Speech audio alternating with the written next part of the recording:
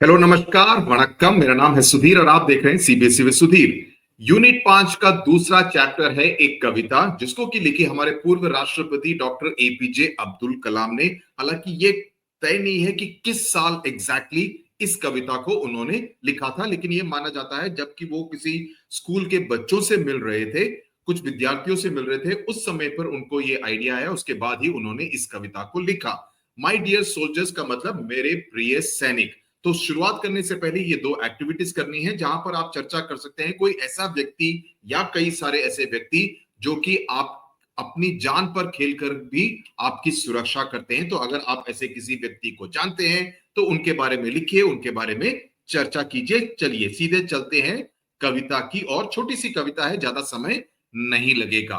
O defenders of borders, you are great sons of my land. तो यहां पर हम देख रहे हैं कि पहली ही पंक्ति में डॉक्टर कलाम सीधे ही सैनिकों को ही संबोधित कर रहे हैं। तो ये पर्टिकुलर कविता जो है सैनिकों की बहादुरी, उनके समर्पण, उनके बलिदान यानी कि सैक्रिफाइस, उनके डेडिकेशन, उनके करेज, उनकी ब्रेवरी के बारे में है। क्योंकि वो दिन रात सीमा पर, चाहे वो रेगिस्तान हो, चाहे वो आसमान हो, चाहे वो समुंदर हो, चाहे वो पर्वत हो, हर परिस्थिति में राष्ट्र की सुरक्षा में लगे रहते हैं। तो इसीलिए उन्होंने सीधे ही सैनिकों को संबोधित किया है। मैं आपको एक और बात बता दूं, और ये सिविक्स का मामला है। सिविक्स में आपने पढ़ा होगा या आगे जाकर पढ़ेंगे, जो राष्ट्रपति हैं, हमारे देश के जो राष्ट्रपति हैं, उनको पूरे आर्म फोर्सेस यानी कि आर्मी, एयरफोर्स और नेवी तीनों का सुप्रीम कमांडर यानी कि सुप्रीम सेनापति भी घोषित किया जाता है। उनको ये ख्याति प्राप्त है कि supreme commander of the arm forces is also the president of India is also the supreme commander of the arm forces. Okay, तो उस नाते से भी वो अपने हर एक सैनिक को संबोधित कर रहे हैं। तो कहने का मतलब है इस कविता में कि वो चाहते हैं कि हर सैनिक का पूरी तरह से सम्मान हो, उनकी तरफ एक तरह की कृतज्ञता हो। कृतज्ञता का मतलब होता है कि एक तरह का ग्रैटिट्यूड हो, कि हम उनको थैंक यू कहें कि आप हमारी दिन रात इस तरह से 24/7 सुरक्षा कर रहे हैं। और उनकी कुशलता के लिए प्रार्थना भी करनी चाहिए कि वो कुशल मंगल रहे, जहां कहीं भी हो वहां पर वह कुशल मंगल रहे। क्योंकि वो अपने जीवन के बिल्कुल सुनहरे वर्ष, जबकि वो काफी यंग है, उस समय पर देश की सुरक्षा में अपने परिवार से दूर वो देश की सुरक्षा में लगे हुए हैं। तो इस तरह से एक बड़ा बलिदान हर सैनिक देश की खातिर करता है, देश के लिए अपने सुनहरे साल न्यौछावर कर देता है, समर्पित कर देता है। तो पहली पंक्ति में O defenders of borders, you are great sons of my land, इसमें कवि सीधे के सीधे सैनिकों को संबोधित करते हैं और उन्हें भारत की सीमाओं का संरक्षक कहते हैं कि यू आर द डिफेंडर, कि आप हमारे देश की सीमाओं की सुरक्षा कर रहे हैं। और इसीलिए आप हमारे पूरे भूमि के, हमारे देश के महान बेटे हैं। और यहां पर सन्स का मतलब सिर्फ सन्स से नहीं है, यहां पर सन्स एंड डॉटर्स यानी कि main and women, women soldiers also, main soldiers also, दोनों की ही यहां पर बात की जा रही है। उनके लिए एक गहरी श्रद्धा व्यक्त की जा रही है। When we are all asleep, you still hold on to your deed. तो कहते हैं कि जब सामान्य लोग, हम सभी लोग जब रात को सो रहे होते हैं, तब सैनिक जागकर सतर्क रहता है ताकि कोई घुसपैठिया ना आ जाए, कोई इन्फिल्ट्रेट ना कर दे, कोई आक्रमण ना कर दे, और देश की रक्षा करते रहते हैं। और ये उनकी कुर्बानी और निरंतर एक तरह से उनका जो एक धैर्य है और उनका जो साहस है और उनका जो डेडिकेशन है उसको दर्शाता है। राइट? विंडी सीजन और स्नोई डेज और स्कॉचिंग सन, स्वेल्टरिंग रेज। तो मौसम जैसा भी हो, काफी हवा चल रही हो या बर्फ गिर रही हो या गर्मी के कारण काफी हालत खराब हो, उसके बावजूद भी किसी भी परिस्थिति में सैनिक बिना शिकायत किए अपने कर्तव्य का पालन करता है। ये उनकी धैर्य को दिखाता है। You are there guarding all the time awake, treading the lonely expanses as yogis. कि तुम सैनिक, आप सभी सैनिक जागकर पहरा देते हो और योगियों की तरह सुनसान मैदानों पर चलते हो। तो सैनिक हमेशा हर समय जागा रहता है, सतर्क रहता है और वीरान और सुनसान इलाकों में भी घूमते रहते हैं।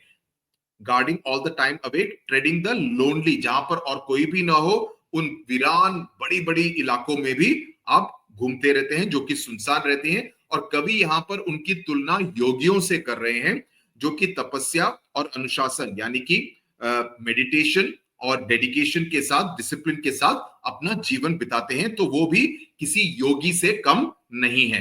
क्लाइंबिंग द हाइट्स और striding the valleys, defending the deserts और guarding the marshes, surveillance in seas और बाय सिक्योरिंग द एयर। तो यहां पर अगली 3 लाइनों का मतलब है कि सैनिक हर प्रकार की भूमि पर देश की रक्षा करता है।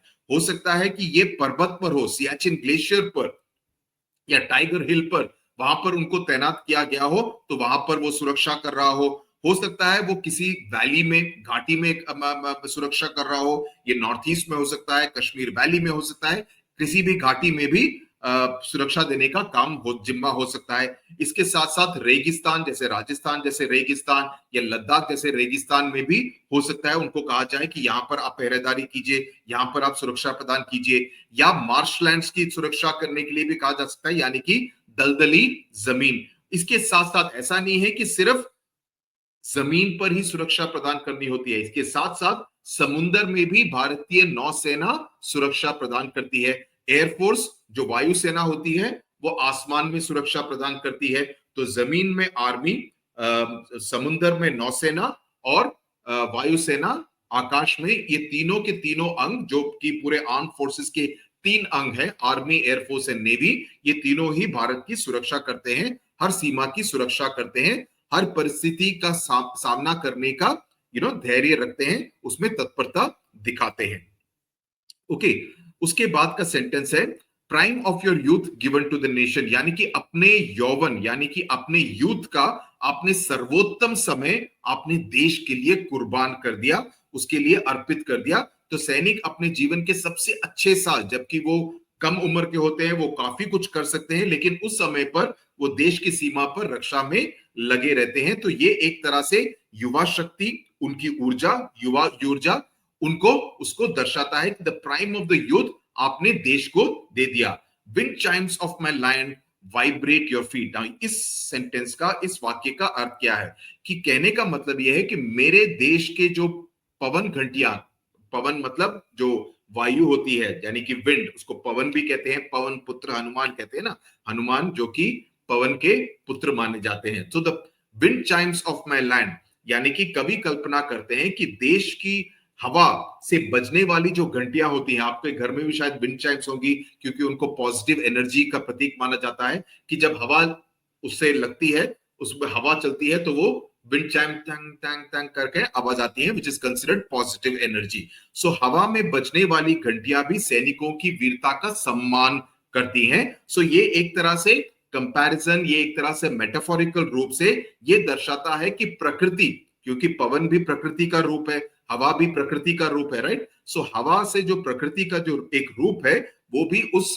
सैनिक की वीरता का सम्मान कर रही है। तो ये पूरी बात अब्दुल कलाम जी सैनिकों को डायरेक्टली संबोधित करके कह रहे हैं कि ये हम आपकी वीरता को एक्नॉलेज करते हैं, उसका सम्मान करते हैं, उसका मान करते हैं। Okay, we pray for you brave man, may the lord bless us all, कि हम तुम्हारे लिए प्रार्थना करते हैं, आप सभी सैनिकों के लिए प्रार्थना करते हैं, और आप काफी वीर पुरुष हैं। और यहां पर जहां पर भी ब्रेव मैन या सन्स का इस्तेमाल किया गया है, आप ये मत समझिए कि पूर्व राष्ट्रपति सिर्फ मेल सोल्जर्स की ही बात कर रहे थे, ऐसा नहीं है। यहां पर भी आप फीमेल सोल्जर्स को देख सकते हैं।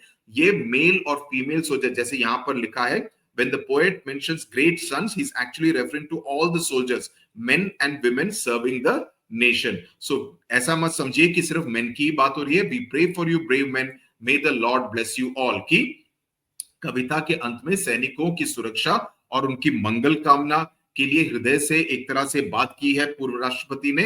और डॉक्टर कलाम उनके लिए काफी कृतज्ञ हैं, ग्रैटिट्यूड है कि आप हमारे लिए इतना कुछ करते हैं, तो उसके लिए एक तरह का ये थैंक यू है। और ये भी कहते हैं कि मैं भगवान से प्रार्थना करूंगा कि आप सभी को वो आशीर्वाद दें, उसकी आकांक्षा करते हैं। तो ये कविता लिखी है डॉक्टर एपीजे अब्दुल कलाम ने। तो जैसा मैंने कहा शुरू में, इस कविता का मेन मैसेज और सार ये है कि ये कविता सैनिकों की बहादुरी, उनके बलिदान और उनके समर्पण की भावना के बारे में बताई जाती है, क्योंकि सैनिक हर परिस्थिति में, हर मुश्किल परिस्थिति में और हर तरह के ज्योग्राफिकल एरिया में भी देश की रक्षा करते हैं और अपने जीवन को राष्ट्र की सुरक्षा में पूरी तरह से समर्पित कर देते हैं। ओके, तो जितने भी शब्द हैं, अगर मुश्किल शब्द हैं तो उनको समझना हो, जैसे ब्लेस का मतलब आशीर्वाद देना, फीट का मतलब जैसे यहां पर है ना, वाइब्रेट योर फीट, फीट का मतलब होता है इंग्लिश में अचीवमेंट या वीरता का कार्य। विंड चाइम्स का जैसे मैंने कहा पवन घंटी। प्राइम ऑफ यूथ मतलब यौवन के बेसिकली जब वो छोटी उम्र के होते हैं वो वाले साल। सर्वेलेंस का मतलब होता है आप पूरी तरह से निगरानी रखें, आप उस पर नजर रखें कि यहां से कोई घुसपैठिया अंदर ना घुस जाए। मार्शस का मतलब होता है दलदली जमीन। स्ट्राइडिंग का मतलब होता है लंबे डग से चलना, कि टेक लॉन्ग स्टेप्स, एक पर with a sense of purpose.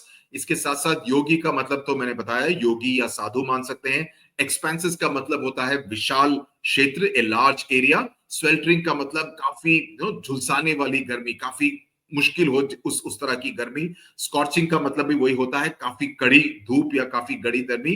Deed का मतलब होता है, यहां पर ये जो डीड है ना, you still hold on to your deed. Okay, when we were all asleep, आप अपना कर्तव्य कर रहे हैं, तो यहां पर डीड का मतलब है आपका कर्तव्य या आपका काम। बाउंड्रीज का तो बॉर्डर्स का तो मतलब आपको मालूम ही है कि आप भारत की सीमाओं की बात कर रहे हैं। डिफेंडर्स का मतलब होता है रक्षक। ओके, तो ये हिंदी में भी मैंने आपको शब्द के मीनिंग्स बता दिए और पूरे हर लाइन का मतलब भी समझा दिया। तो मैं उम्मीद करता हूं कि ये पोएम आपको पूरी तरह से, ये कविता आपको पूरी तरह से समझ में आ गई है। अब हम आपसे मिलेंगे यूनिट 5 के आखिरी चैप्टर में, जिससे कि हमारा पूर्वी टेक्स्ट बुक पूरी तरह से खत्म हो जाएगा। मैं टेस्ट पेपर्स में लाऊंगा, कहां पर लाऊंगा इसकी जानकारी आपको अलग से दी जाएगी। तब तक के लिए नमस्कार, tata, bye bye. Share the video and subscribe to CBSE with Sudhir.